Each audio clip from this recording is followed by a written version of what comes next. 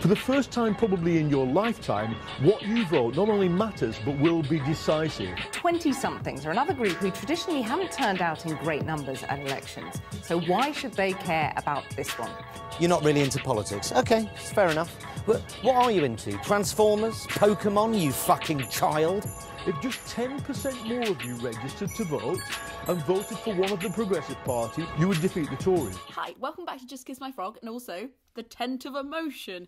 Tomorrow at midnight on Monday is the deadline to register to vote in the UK. If you are a person in the UK, especially a young person in the UK, we have a very bad reputation and statistical evidence for not turning up to vote. Now is the time, regardless of whether you've ever voted before or whoever you vote for, it's incredibly and mountingly important that you register. Tim Stanley, an upstanding man I'm sure, wrote an interesting article this week that really troubled me. It's entitled, "Young People Are Always a Disappointment Until They Grow Up and Become Tories." He's basically reacting to a lot of the coverage at the moment, talking about the fact that a lot of the people that voted in the referendum, a lot of those people are already dead. Some of them will be dead by the time the changes really happen. He feels like old people are being bashed, and he says, well, we need to talk some home truths about those people, this generation of bright young sparks who will rescue us from the cynicism of old age. One truth is they ain't that great. My advice is never to meet the young. Like your heroes, they will always disappoint you. You imagine they're going to have some fresh, brilliant perspective on life.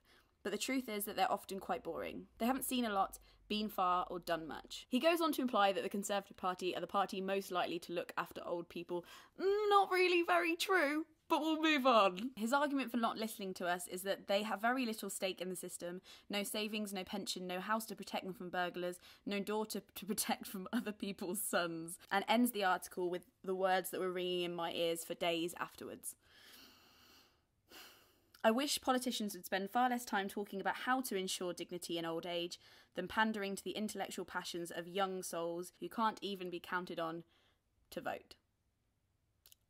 Ouch! It's like reading your guru gossip page and being like, that was bitchy, that was bitchy, that bit's kind of true. It might feel tiring, it might feel lethargic to keep having these elections, but at the end of the day, we have to turn up for other people and we have to turn up for ourselves. A couple of weeks ago, I got to meet Gina Miller and talk about her new campaign, Best for Britain. Gina Miller is probably best known in your head for initiating the court case taking the British government to court for illegally wanting to trigger Article 50 and winning. If you look at some of the hate she got online for simply wanting the government to obey their own laws, you will be absolutely shocked. And for her very reasonable, astute and firm beliefs in the law, making sure that the emotions of politicians don't mean that they're signing up to sign a blank document about Brexit. She's your woman to talk about those sort of things, so I hope you enjoy this interview.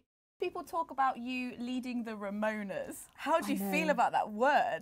I'm the last person. I hate moaners. I hate anybody who just cries over spilt milk. I think you're one of the most positive, determined people out there. Yeah, well, the thing that really gets me is that, first of all, I'm not actually going backwards, so to be Ramoning, but it's the fact it paints you as this really horrible old woman who just sits there crying. I mean, it's like, no, that's so not me. I mean, I've never regretted anything. I've always You haven't failed. sat down in about 10 years. No, I haven't got time to sleep or moan or whatever it is. Basically, my view on life is, if you fail, something doesn't work out, you just get up and get on to the next thing. Exactly. So your campaign is Best for Britain, and that's not, as some people might think, is not about reversing the vote, is it? It's not about going backwards. It's looking towards something new. So what would you say? I think, well, I might be quoting you wrong, but I think I heard you say in an interview that we're all Leavers now. There isn't such thing as the Remain and the Leave campaign. So what is Best for Britain? Can you explain Well, it? I'd be the biggest hypocrite having fought for democracy if I'm saying right now we should reverse what the people voted for. So it is that we're all Leavers now, but nobody can predict the future. So Best for Britain is trying to do three things. One is get young people out to vote because it's one of the most precious things we've got, which is a voice, and it's their futures. Brexit is going to be about your future, your adult life, your careers. Secondly, it's not just young people, but just the general population. I've basically had enough of voting. They're feeling pretty exhausted. But again, energizing them and saying, this is your chance. In effect, this is your second referendum if you're of that sort of thought process. But also get involved because politics is about everybody's lives every single day. And thirdly, let's get out there and get different politicians in Parliament. Let's tactically vote. So we have candidates who are going to put their principles above their politics and not just take people for granted. So what is tactical voting? What's the plan? When I log onto the website, what am I going to get? The plan's simple. We're going to go out there and find the candidates who are going to vote for choice, hold the government to account, and not just become cowards every time their party tells them to vote a certain way.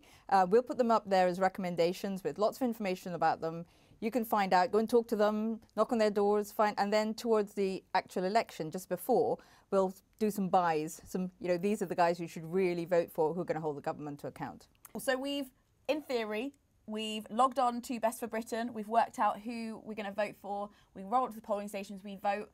Is that it? Is that all we can do, or is there more outside of that? Absolutely not. It's not just it's not over. Politics is not just one day. It's every single day in every part of your life. So if you see something you're not happy about, MPs have emails, they have Twitter, bombard them with what you're thinking. I'm not happy about what you've just said about students. I'm not happy about what you're doing about housing. I'm not happy about. Let them know, because if you don't, they presume that they can get away with it, or that nobody cares. And that's the thing. They have to know that people are watching them and are holding them to account. Should I email them with the subject line being, I'm watching? I know, that's not bad. You know what? Whatever it takes. Yep, some absolutely gifts whatever on it takes. Twitter. No. There was one occasion when I had an MP who wouldn't actually listen to me, or when I was campaigning for rip-offs and pensions. So I sent him a coconut and, and saying, is this your head? Because I couldn't get through to him. And I said, you're hard nut to crack. But that was my strap to him. But whatever it takes. I mean, I think the most dangerous thing in politics is when we're quiet. How cool is she? I think we've got the message in this video, haven't we?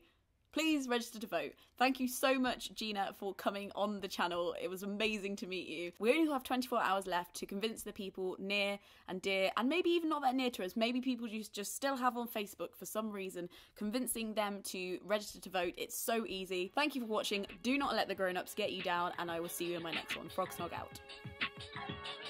I look forward to joining you in the polling stations. People are resistant. I know. That's a bit too inflammatory. In the polling, how many polling stations are you planning on going?